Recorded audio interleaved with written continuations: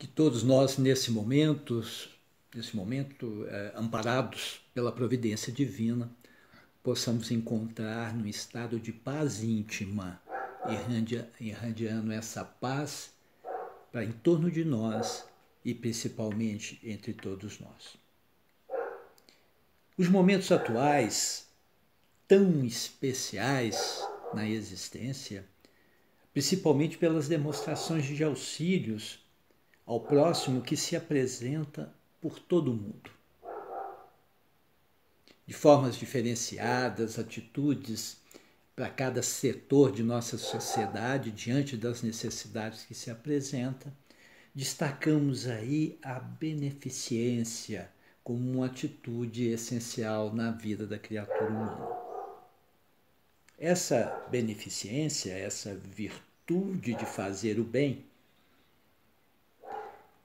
se nós a vermos como uma atitude que envolve os relacionamentos existenciais, ela tem que ter uma base naquilo que nós possamos entender como justiça. Essa caridade ao próximo tem que ser um ato justo. Não de qualquer justiça, mas daquela que é baseada nos valores morais mais elevados. O amor crístico, já divulgado há muito tempo para a humanidade como um todo. Sem essa referência, é possível que os esforços que emanam da criatura humana sejam manchadas por falsas verdades, fantasiadas de gentilezas efêmeras. Vou apresentar aqui 3 situações, não 3 histórias, mas 3 situações, para podermos fazer uma reflexão. A primeira com relação às necessidades materiais.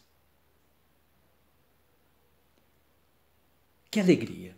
É uma alegria enorme quando, diante de uma necessidade material, nós somos acolhidos e nós recebemos aquilo que nós necessitamos. Mas cabe aqui lembrar que esse auxílio, quanto ele vem envolvido pelo um sentimento de desprezo, como se aquele que está fazendo o benefício estivesse tirando dele um incômodo, um peso morto, um fardo pesado, melhor seríamos. E talvez deixaríamos esse necessitado de coisas materiais mais contentes se ele estivesse a sós, sem a nossa presença. As quedas morais. Também tão comum nos tempos em que tentamos, todos nós, todos os espíritos tentam se fazer pessoas morais e diante de verdades que são esclarecidas, uma consciência esclarecida de uma verdade divina a qual não dá conta ainda de efetuá-la, muitas vezes nos arriscamos em profundas quedas de conquistas que não realizamos. Mas somos tomados também de bom ânimo quanto vem um apoio para nos levantar. Isso é grandioso para nós. Quantas vezes necessitamos desse apoio? Mas esse auxílio, quanto ele vem com esse calor da violência, como se para aquele que está como se prestando a apoiar para que o outro se levante, ele está fazendo, mas diante da vergonha que ele está sentindo, a vergonha desses que estão ali para colaborar. Eu acho que os que estão nessa queda moral se sentiriam melhor sem esse auxílio. E outro fator enorme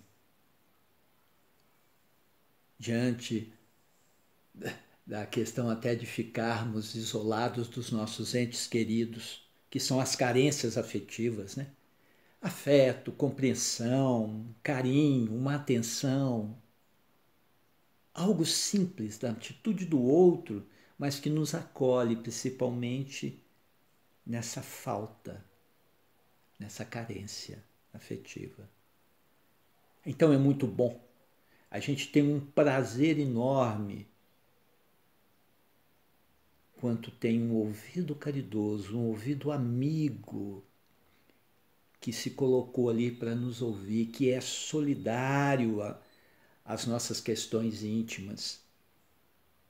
Mas, se esse que chega para consolar vem como sentindo como se os problemas, aquilo que o outro está dizendo, nos trouxesse constrangimento devido às etiquetas sociais. O sofredor teria até uma gratidão maior a esse se fosse deixado com a sua dor íntima, com a sua própria dor. Então como nós podemos ter essa questão, o que é ser justo? O que é uma atitude justa para que essa ação seja virtuosa? Devemos aqui entender essa justiça como o sentir que o supérfluo da minha casa é necessidade do vizinho. Ou o irmão ignorante que, diante dos equívocos, é alguém que busca auxílio. Porque se ele não sabe e está se esforçando através dos equívocos para aprender e melhorar, nada mais justo de que haja auxílio e não condenação. E se já temos uma consciência desperta que nos mostra a finalidade da vida no planeta, a condição na qual nós nos encontramos, um outro fato também nos chama muita atenção, que é a aflição do outro, amanhã poderá ser a nossa aflição. Assim, a virtude de fazer o bem, ela assume esse caráter do dever puro e simples, e que está muito bem codificada numa regrinha simples e muito conhecida por todos nós. Fazei aos outros o que desejais que eles te façam. E essa expressão surgiu realmente de Jesus, quando reunido com seus apóstolos. E ali ele falava do amor nas suas diversas manifestações, em que ele complementa a lei maior, a expressão maior divina, a lei maior divina, quando ele diz que nós devemos amar, esforçar para amar aquele que nos incomoda, aos nossos adversários, aquele que não faz o que eu quero, aquele que só me incomoda, que tira o meu desequilíbrio, aquele a qual nós estabelecemos que é o nosso inimigo. Assim sendo, todos necessitamos de apoio sobre o foco da compreensão. Ajudar, auxiliar, mas sobre esse holofote da compreensão. Compreender a alma daquele a qual nós nos propomos auxiliar.